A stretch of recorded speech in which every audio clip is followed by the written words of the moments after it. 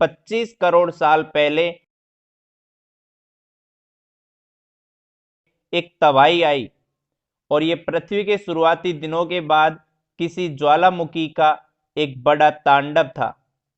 वायुमंडल में carbon dioxide भर गई और उसके बाद केंद्रीय एक्सप्लोजन के बाद अलग अलग जीवों का जो विकास शुरू हुआ वो थम गया। पृथ्वी पर रहने वाली 70% प्रजातियां खत्म हो गई और इतने बड़े पैमाने पर हुई मौतों को कहा गया पामियन एक्सटेंशन। पृथ्वी पर इस तरह के विनाश तो होते ही रहे हैं।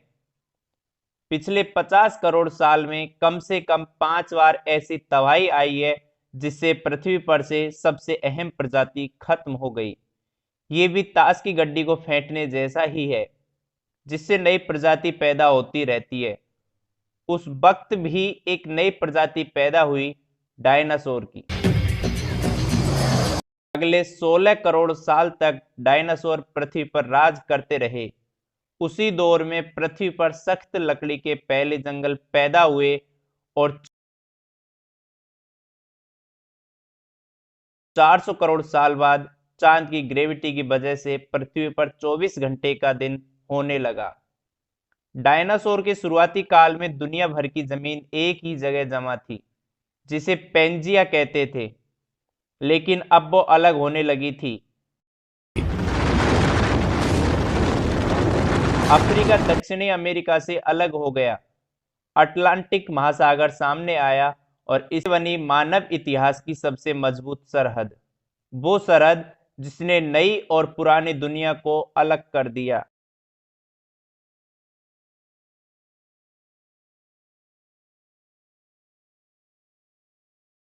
में शक नहीं कि डायनासोर काल के सबसे बड़े जानवर टीरेक्स और स्टेगोसोरस ही थे, लेकिन बेहद अहम जीव उनके पैरों के आसपास घूम रहे थे।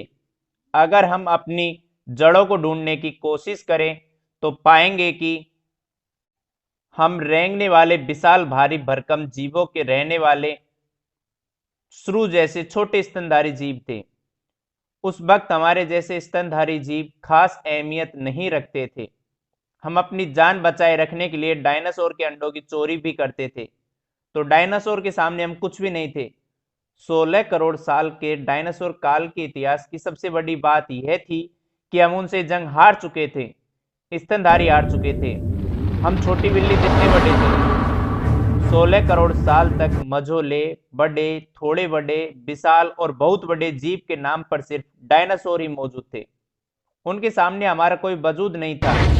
लेकिन तभी बात फिर से पलटने वाली। धूल के बादल ने सूरज को ढक लिया, तापमान गिर गया, पृथ्वी पर रहने वाला 25 किलोग्राम से ज्यादा वजन का हर जीव खत्म हो गया। डायनासोर का काल खत्म हो गया। डायनासोर ने हमें सबसे कीमती तोहफा दिया था, अपनी मौत का तोहफा। जब वो खत्म हुए तो स्तनधारियों को बढ़ने का मौका मिला। डायनासोर के खत्म होने के कुछ ही साल बाद पहले बानर पैदा हुए। वो सही मायनों में बानर थे।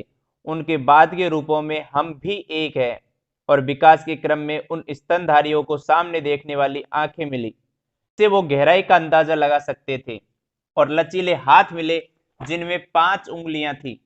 उनकी 5 उंगलियां थी हमारी तरह। वो किसी चीज को पकड़ सकते थे, और अगर आप उन जीवों को देखें जिनकी उंगलियां हमारी तरह नहीं है, आप पाएंगे कि वो किसी चीज को एक सीमा तक ही पकड़ सकते हैं या उन्हें मैनिपुलेट कर सकते हैं।